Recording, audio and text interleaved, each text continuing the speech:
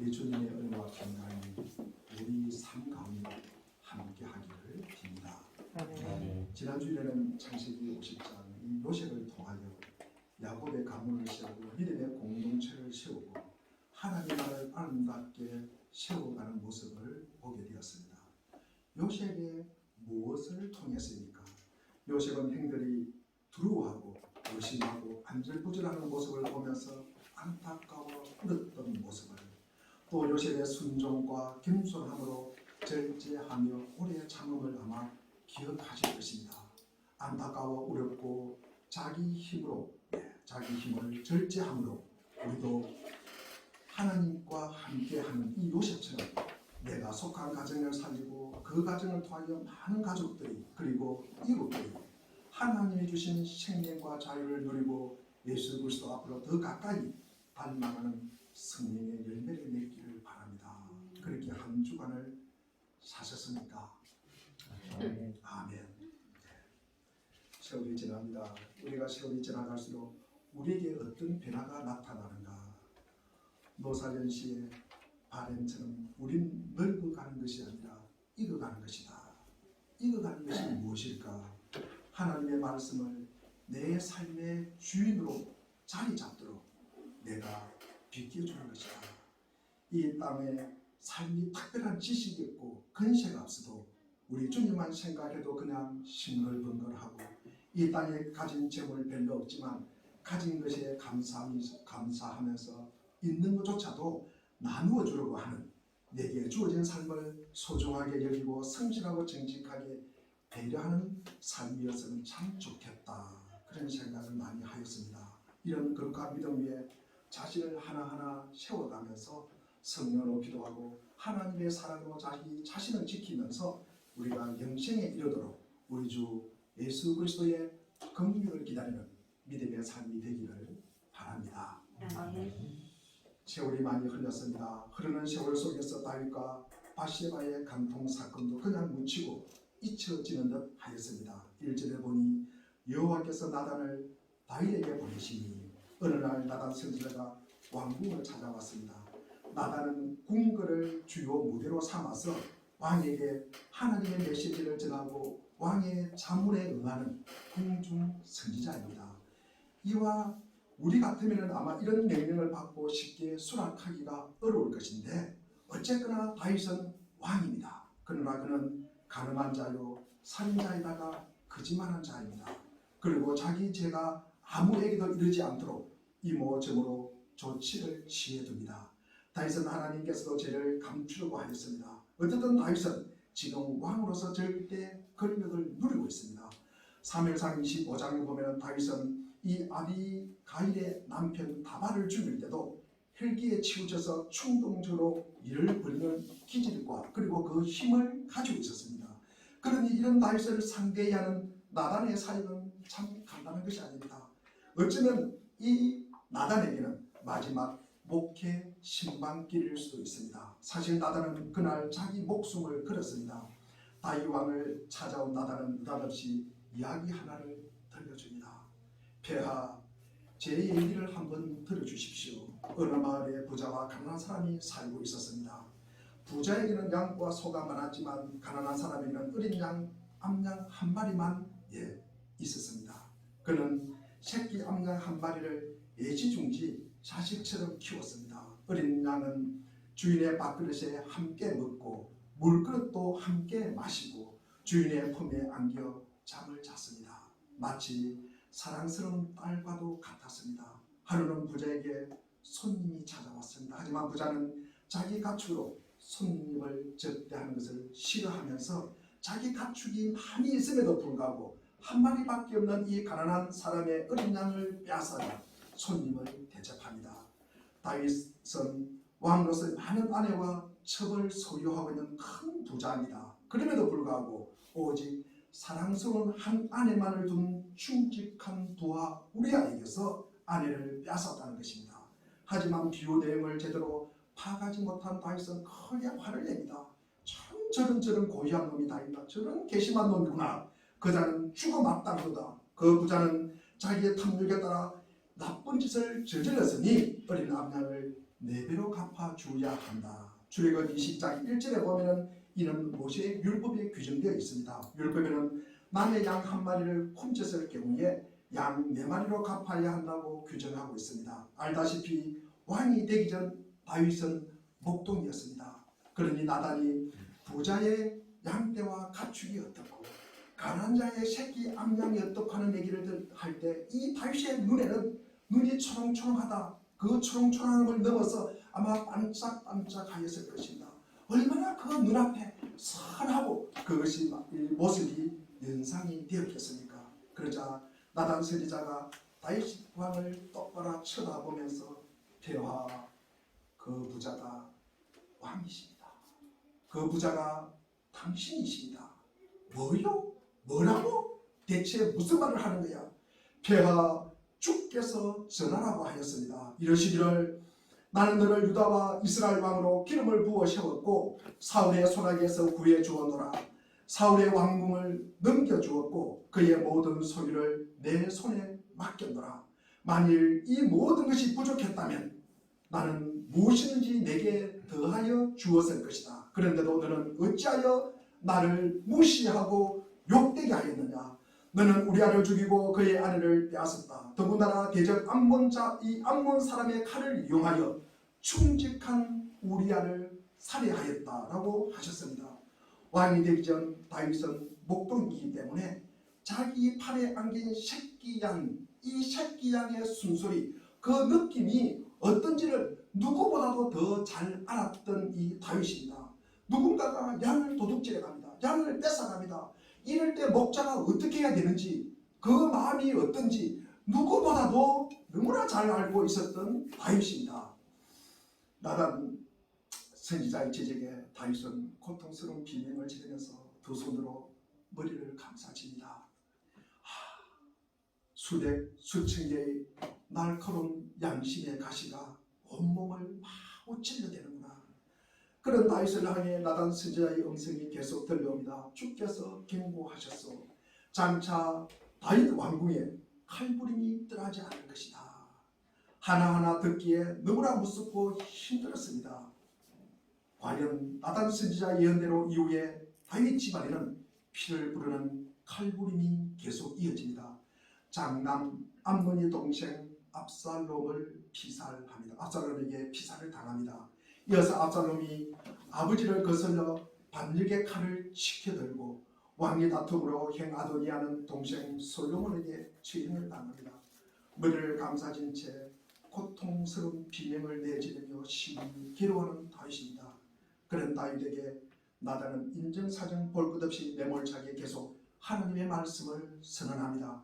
남의 부인을 몰래 빼앗았지만 다윗의 후궁들은 당신의 아내들은 백주대낮에 폭행당하여 백성들에게 조롱거리가 된다는 것, 참으로 끔찍한 저주입니다. 나단 선지자 예언은 후일에 고스란히 그대로 성취됩니다.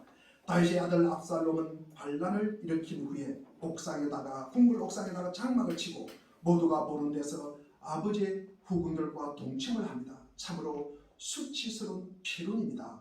하지만 어떤 일이 닥치든 모든 것은 다윗 스스로 자초한 것입니다.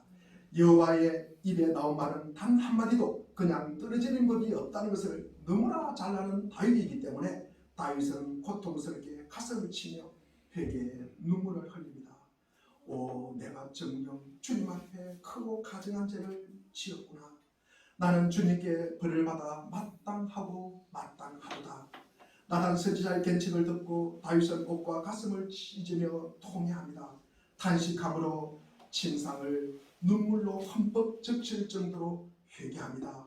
그런 통회의 심정으로 지은 회개의 기도가 시편 51편입니다. 우리 51편 1절부터 10절까지를 우리 천천히 한번 같이 읽겠습니다. 시작. 하나님이여 주의 인자를 따라 내게 은혜를 주시며 주의 많은 긍휼을 따라 내 죄악을 지워주소서. 나의 죄악을 갈갑게 씻으시며 나의 죄를 깨끗이 제하소서. 물은 나는 내 죄가 나오니 내 죄가 항상 내 앞에 있나이다. 내가 주께만 범죄하여 주의 목전에 악을 행하였사오니 주께서 말씀하실 때에 오를 것이라 하고 주께서 심판하실 때에 순전하실까 하리이다. 내가 죄악 중에서 출생하였으며 어머니가 죄 중에서 나를 잉태하여 하나이다. 보소서 주께서는 중심이 진실함을 원하시오니 내게 진실을 매일 가르치시리이다.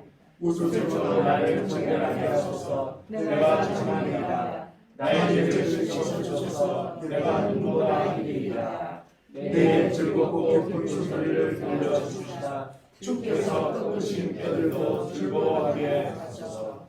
주의 얼굴을 내 죄에서 돌이키시고 내 모든 죄악을 지워주소서. 하나님이여 내 속에 정한 마음을 창조하시고 내 안에 정직한 영을 새롭게 하소서. 다윗의 눈에는 눈물이 쉴 새 없이 흘러내렸습니다. 거짓 눈물이 아닙니다. 미술의 눈물도 아닙니다. 마음 깊숙한 데서 우러나오는 참된 회개의 눈물이었습니다. 다윗의 위대함이란 바로 이런 것입니다. 그가 죄를 안 지어서 위대한 것이 아니라 그는 지은 죄를 어떻게 처리해야 하는지를 제대로 알았던 사람입니다. 지은 죄를 죄적받았을 때 구차하게 변명하거나 회피하지 않았습니다. 대신에 참된 회개의 눈물로서 하나님의 자비와 긍휼을 구하고 또 구했습니다. 이처럼 회개할 줄 알았기에 그는 하나님 마음에 합한 사람이었습니다. 수많은 제사보다 진정 통회하는 심령을 원하시는 하나님, 그 하나님은 다윗처럼 회개하는 자를 내치실 이유가 없었을 것입니다. 그리하여 눈물을 흘리며 뉘우치는 왕을 보고 나단 선지자가 말합니다. 주께서는 왕의 죄를 용서하실 것입니다. 그러니 그 일로 왕은 죽지 아니할 것입니다. 오 주님이여 감사를 드립니다. 그러나 왕과 바세바 사이에 태어난 그 아들은 죽게 될 것이다. 왕께서 아무리 강구하여도 아이의 생명은 주께서 거두가실 것이다. 어쨌든 이번 일로 왕에게께서는 주의 원수들에게 주의 영광을 훼손할 조롱거리를 주었기 때문이다. 그렇습니다. 바로 회개의 눈물로 다윗 자신의 죄는 용서받았지만 간통의 결과 바세바 사이에 태어난 아이는 죽어야 하는 징벌을 받았습니다. 이처럼 죄는 주님의 용서로 말미암아 영원한 행복에 대한 면죄부는 제공받을 수 있지만 지은 죄의 책임에 대해서는 종종 합당한 그 대가를 요구합니다. 그 결과 죄의 악한 영향력은 당사자뿐만 아니라 당사자와 연관된 무죄한 자에게도 미칩니다. 여기서는 그 대상이 둘 사이에 태어난 갓난 아이가 되었습니다. 나단 선지자는 주께 받은 바 모든 말씀을 다윗 왕에게 전달한 뒤에 자기 집으로 돌아갔습니다. 이것이 오늘 본문의 내용입니다. 5월은 가정의 달입니다. 1일은 5월 1일은 어린이날이었고 8일은 어버이주일이고 그 다음에 15년 서성의 날이고 오늘은 부부의 날이라고 합니다. 부부의 날에 이 시대의 부부관계 파탄의 원인이 무엇입니까? 상대 배우자의 외도입니다. 부부관계를 단절하게 하는 이혼 사유의 대부분은 말 그대로 간통입니다. 헌법재판소에서 성적 자기 결정권의 자유를 존중한다고 하여서 간통죄를 위헌으로 폐지하였습니다. 그러나 형사상 처벌은 면하지만 민사상 손해배상은 얼마든지 청구가 가능하고 무리합니다. 그러니까 오늘 본문에서 우리아의 아내가 다윗이 깨안아주고픈 새끼 암양이라는 얘기가 아닙니까? 그리고 유혹은 느닷없이 찾아온 방문객에 비유하고 있습니다. 간음에 비유된 것은 빼앗긴 강도질입니다. 성적인 죄가 음식을 먹는 행위에 비유하고 있습니다. 바세바는 사랑스러운 새끼 암양에 비유합니다.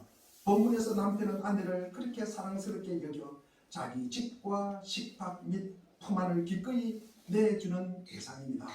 잠언 5장 19절에 보니까 아내는 남편을 만족스럽게 하는 사랑스러운 암사슴에 비유합니다. 베드로전서 3장 7절을 보니까 아내를 늘 깨끗하고 아름답게 보존해야 할 그릇에 비유하고 있습니다. 조심스럽게 다루지 않으면 자칫 깨지고 말 귀한 그릇처럼 아내를 대해야 합니다. 잠언 5장 15절과 18절의 내용은 신실한 아내와 나누는 사랑은 맑은 샘에서 길어 마시는 물에 비유하면서 혼의 정사와 간음은 길에 흐르는 도랑물을 들이키는 것이다. 구정물을 들이키는 것에 비유하고 있습니다. 가인에게 죄의 유혹은 문 앞에 도사린 배고픈 맹수에 비유합니다. 그래서 하나님께서는 그 유혹의 문을 열어주지 않으므로 죄를 다스리라고 경고합니다. 이렇게 유혹은 방문객의 이미지를 통해서 생각해보면 유혹이 작동하는 방식이 대단히 교묘하다는 사실을 알게 됩니다. 즉 방문객은 원래 손님으로 온 사람이지만 어느덧 그 집안을 그 사람을 좌지우지하는 주인처럼 되기가 십상입니다. 유혹이 그렇습니다. 유혹은 먹음직하고 보암직하고 탐스럽기까지도 합니다. 오죽하면 주인이 남의 양을 빼앗아다가 즐겁게 해줘야 하겠습니까? 유혹이라는 이 방문객을 환영해 드린 것이 죄와 사망에 이르는 첫걸음입니다. 그래서 유혹은 조심하고 차단을 해야 합니다. 그 유혹을 즐긴 사람은 의당 그 불순한 잔치를 즐긴 대가를 반드시 치르게 돼 있는 것입니다. 우리가 데살로니가전서 4장 4절부터 6절을 한번 읽어보겠습니다. 시작. 각각 거룩함과 존귀함으로 자기 안에 대할 줄을 알고 하나님을 모르는 이방인과 같이 시험을 따르지 말고 이 일에 분수를 넘어서 형제를 해하지 말라. 이는 우리가 너희에게 미리 말하고 증언한 것과 같이 이 모든 일에 주께서 시험하여 주시리라. 이 일에 분수를 넘어서 행제를 해하지 말라. 여기서 해하다는 의미는 속여 빼앗다는 뜻입니다. 그리고 남을 자기에게 유리하도록 이용한다는 뜻입니다. 남의 것을 탐하는 뜻입니다. 이렇게 남의 것을 불순하게 탐낸다는 점에서 강도짓이나 간음도 꼭 마찬가지라고 말하고 있습니다. 에베소서 5장 3절에 보니까 음행과 온갖 더러움과 탐욕은 너희 중에 그 이름조차도 부르지 말아라 라고 하였습니다. 다윗이 바세바와 얼마나 쾌락을 누렸는지 몰라도 하나님께서는 그 행위를 하나밖에 없는 다른 사람의 새끼 암양을 빼앗아 먹어치우는 강도짓이라고 말하고 있습니다. 나단이 말하는 비유는 간단합니다. 그래서 다윗이 미처 의식하지 못하는 사이에 나단의 이야기는 다윗의 내면에 조용히 파고들었습니다. 그 자신이 일찍이 목동이었던 탓에 다윗은 나단이 하는 이야기를 들으면서 얼른 양을 빼앗긴 사람의 심정을 아마 헤아렸을 것입니다. 그리고 왕으로서 다윗은 남의 양을 뺏어 죽여버린 자의 부당한 행위에 기쁨합니다. 남편으로서의 다윗은 결혼으로 누리는 이 사랑의 축복이 어떠한지를 모른다고 할 수 없을 것입니다. 그리고 한 인간으로서 또한 한때는 광야를 떠도던 도망자로서 다윗은 배고픔과 갈증이 해소될 때 기쁨이 어떻다는 것도 너무나 잘 알고 있었습니다. 이 어린 암양의 이야기를 통하여 다윗이 행한 일들이 범죄한 사실을 깨닫게 합니다. 그리고 그 악한 행실이 나 자신이었고 그 악은 반드시 그 악보다 더 크고 더 비참한 악에 있을 것이라는 것을 예고하고 있습니다. 이것을 느끼고 알고 깨닫게 하여 다시는 이런 일이 반복되지 않게 하려는 말씀입니다. 오늘날 우리 가족과 가정의 가장 중심은 누구입니까? 오늘 말씀을 통해서 우리에게 하시는 말씀은 부부관계의 중요성입니다. 부부는 가족과 가정의 최초의 근원입니다. 부부가 없으면 어떻게 부부가 없는데 가족이 생기고 가정이 있을 수 있습니까? 그러니 가족과 가정의 가장 중요한 기초는 부부입니다. 오늘 본문 비유에서 어린 새끼 양을 아내라고 하였는데 요즘은 이 어린 새끼 양을 남편이라고 할 수 있을 것 같습니다. 어린 양을 어느 한 배우자의 상대를 의미합니다. 여기서 부한 사람이 누구입니까? 빼앗아간 사람입니다. 이 부한 사람이 내가 될 수 있음을 알아야 합니다. 나는 절대 아니야. 나는 그 사람이 절대로 될 수 없어가 아니라 나도 그 사람이 될 수가 있다는 것입니다. 부한자라 하여 재물이 많은 사람일 뿐만 아니라 힘이 있고 능력이 있고 권세가 있고 다른 사람이 없는 특별한 힘을 가진 자를 말합니다. 7절에 보니까 당신이 그 사람이라. 당신이 그 사람이라. 오늘 본문의 제목으로 삼았습니다. 그 사람은 남의 것을 빼앗아 자기 욕심을 채우는 자입니다. 그 사람은 불의와 악을 못 본 척하고 넘어가는 자입니다. 그 사람은 세상의 악한 사탄 마귀처럼 살아가는 자입니다. 그 사람은 자기 감정을 최우선으로 하여 살아가는 자입니다. 우리는 그 우월한 상황과 처지가 아니기 때문에 못하지만 그 자리에 내가 있다면 많은 사람이 그 사람으로 살아갈 것입니다. 부한자는 또 많이 가진 자가 더 가지려 하기 때문에 이런 일이 벌어진다는 사실을 깨달아야 합니다. 내가 너를 이스라엘 왕으로, 내가 너를 사울의 손에서 구해 주었고, 내 주인의 집을 내게 주고 내 주인의 아내를 내 품에 주고 이스라엘과 유다 족속을 내게 맡겼느니라. 그것으로도 부족하다면 내가 내게 무엇이든지 더 주었을 것이다. 9절에 그러한데 어찌하여 너가 여호와의 말씀을 업신여기고 나 보기에 악을 행하였느냐. 충분히 주었다. 충분히 주었다. 더 달라고 하였으면 더 주었을 것인데 왜 나의 말을 무시하고 그렇게 악을 행하였느냐. 부한자는 스스로 여호와께 범죄하였다고 고백이 있어야 합니다. 13절에 보니까 다윗이 나단에게 내가 여호와께 죄를 범하였습니다. 어린 암양 한 마리를 빼앗아가는 이야기를 듣고 객군합니다. 그러나 많은 사람들이 그 사람이 자기인 줄을 모르고 살아갑니다. 죄에 대해서 객군한다고 하여 자기 지은 죄가 면책되는 것이 아닙니다. 자신에 대해 냉철하게 볼 수 있어야 합니다. 그 다음에 그 악한 짓을 자기가 한 것을 알아야 합니다. 그리고 그것이 죄인 줄 알아야 합니다. 그래야 내가 여호와 앞에 범죄하였구나, 이런 회개가 터져 나오는 것입니다. 이렇게 죄를 범할 수 있는 개연성이 있음을 아는 자는 자신을 자랑하거나 자신의 믿음을, 자신의 가진 것을 뽐내지 않습니다. 상대를 인정하고 존중하고 소중하게 여깁니다. 그 안에서 하나님의 말씀을 받아들이고 순종으로 나아가게 되는 것입니다. 성경에서 그 복종과 순종은 쌍방적이었던 것을 볼 수가 있습니다. 특히 부부관계에서도 마찬가지입니다. 이삭이 젖을 떼는 날에 이스마엘이 이삭을 놀리는 것을 보고 사랑하는 여종과 아들을 내쫓으라고 말합니다. 아브라함은 자기 핏줄인 이 이스마엘에 대한 연민으로 크게 걱정을 합니다. 창세기 21장 11절과 12절에 보면 제가 세 번째로 읽어보겠습니다. 그러나 아브라함은 그 아들도 자기 아들이므로 이 일로 마음이 몹시 괴로웠다. 12절을 하나님이 그에게 말씀하셨다. 그 아들과 그 어머니인 여종의 일로 너무 걱정하지 말아라. 이삭에게서 태어나는 사람이 너의 씨가 될 것이다. 사라가 너에게 말하대로 다 들어주어라. 가장으로서 아브라함은 여종과 이스마엘에 대한 결정권을 본인이 가지고 있습니다. 하나님께서도 인정하시듯이 사라의 요구와 바람에 대한 응답으로 내린 결정이 창세기 21장 14절입니다.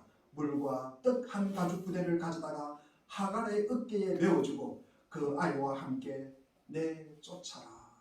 결국 성경은 부부 간의 관계에서도 이 율법주의적 일방적인 관계가 아니라 서로를 존중하고 서로를 경청하고 서로의 상대의 의견을 받아들이고 피차 복종해야 한다는 상호성을 지금 말하고 있습니다. 남편에 대한 아내의 순종을 말할 때 우리는 자주 인용되는 성경 구절이 에베소서 5장 21절과 22절입니다. 21절을 보면은 여러분은 그리스도를 두려워하는 마음으로 서로 순종하십시오. 22절 아내된 이 여러분 남편에게 하기를 주님께 하듯 하십시오. 21절은 22절 이하의 복종과 관련된 상호간의 존중과 자기를 낮추는 겸손의 자세를 모든 관계에서 요구하고 있습니다. 성경에서 말하는 복종은 상관이 부하에게 명령하는 일방적인 관계가 아닙니다. 성경의 복종은 그리스도와의 관계를 반드시 전제로 하는 것입니다. 피차 복종할 때도 그리스도를 경외함으로 남편에게 복종할 때도 죽게 하듯 복종해야 합니다. 남녀의 영적 존엄성에 있어서 남녀는 상호관계가 없습니다. 남편과 아내 모두 하나님의 형상을 지음받았고 그리스도의 은혜로 동일하게 차별 없이 받은 것이기 때문입니다. 이 관계에서 우선되어야 할 것은 상호 존중과 자신을 낮추는 겸손입니다. 이 관계에서는 가정과 교회의 머리가 되시는 그리스도를 언제나 염두에 두어야 하는 것입니다. 우리는 창세기 2장 18절에 아담이 혼자 사는 것이 좋지 아니 내가 그를 위하여 돕는 배필을 지으리라. 남편은 가정의 머리로 아내는 돕는 배필로 조력자로 유연한 역할 분담이 필요하다고 성경은 기록하고 있습니다. 그런데 이 본문을 팀 켈러 목사님은 돕는 배필인 여성의 역할이 결코 열등한 것이 아니라고 말하면서 돕는다는 말의 80% 이상이 구약에서는 하나님의 역할을 표현하는 단어다. 이 돕는다는 의미는 상대의 불완전을 반증하는 것이다. 남편에게 복종하고 섬기는 여성의 역할은 곧 하나님이 하시는 일을 닮은 참으로 고귀하고 중요한 일이다. 예수 그리스도로 말하면 예수 그리스도의 겸손을 그리고 예수 그리스도인은 그리스도를 닮은 삶이라고 말하고 있습니다. 에베소서 5장 33절에 그러나 너희도 각각 자기 아내 사랑하기를 우리 에베소서 5장 33절 읽어보겠습니다. 시작. 그러나 너희도 각각 자기 아내 사랑하기를 자신같이 하고 아내도 자기 남편을 존경하라. 아멘. 아내와 남편의 관계는 사랑과 존경의 관계입니다. 아내에게는 사랑이 필요하고 남편에게는 존경이 필요합니다. 가장 큰 차이는 행복을 느끼는 방식과 포인트의 차이입니다. 남자는 존중받고 싶어합니다. 남자는 인정받고 싶어합니다. 이럴 때 행복을 느낍니다. 남자는요, 존중받고 인정해주면요 목숨을 걸고 일합니다. 그런데 여성은 사랑받고 있다는 느낌이 들 때 행복을 느낍니다. 남편은 존경과 인정과 신뢰 같은 단어를 좋아합니다. 아내는 사랑과 관심과 애정과 같은 단어를 더 좋아합니다. 따라서 서로가 좋아하는 부분 그리고 서로가 원하는 부분을 충족시킬 때 부부는 더 행복해질 수가 있습니다. 존경받는 남편이 아내를 더 사랑하게 되고 사랑받는 아내는 남편을 더 존경하게 됩니다. 아내는 남편을 존경하라, 순종하라. 이 말씀은 어떤 굴욕적인 복종을 요구하는 것이 아닙니다. 또한 남편에게서 도저히 사랑할 수도 없고 그리고 사랑해서도 안 되는 사람을 사랑하라고 말하는 것이 아닙니다. 사랑과 존경은 무엇이 우선이냐의 문제가 아닙니다. 사랑이 없으면 존경할 수 없다거나 나를 존경해 주지 않으니까 사랑할 수 없다든지 이런 말도 안 되는 소리, 이것은 관계의 악순환만 계속될 뿐입니다. 이것을 우리가 선순환으로 바꿔야 합니다. 사랑하니 존경을 받고 존경을 받으니 더 사랑해야 되는 것입니다. 이것은 성경적 원리들로 우리가 원리로 잘 알고 우리가 실천하는 부부가 되기를 바랍니다. 성경에서 가장 순종의 삶을 사신 분은 예수 그리스도이십니다. 우리 빌립보서 2장 8절에 보니까 사람의 모양으로 나타나사 자기를 낮추시고 죽기까지 복종하셨으니 곧 십자가에 죽으십니다. 가장 낮추시고 죽기까지 복종하신 분은 예수 그리스도이십니다. 그게 바로 십자가의 삶입니다. 그 십자가의 복종으로 우리를 살리셨습니다. 우리를 죄에서 구원하셨습니다. 지난주 요셉도 마찬가지입니다. 요셉의 순종과 겸손함으로 우리는 예수 그리스도의 모습을 볼 수 있었다고 제가 말씀을 전하였습니다. 이 순종과 복종이 못나서 그렇다든지 열등해서 그렇다든지 자격이 없어서 능력이 없어서 무능으로 취급하는 것이 아니라 이 요셉의 순종과 겸손함이 가족을 살리고 가정을 살렸다. 오늘 본문의 비유를 통해서 듣는 사람에게 자신을 들여다보는 거울이 되고 마지막에는 새로운 것을 내다보는 창이 되기를 바랍니다. 나란의 이야기를 통해서 우선 우리는 누구에게나 죄는 나쁘다는 사실을 일깨우게 합니다.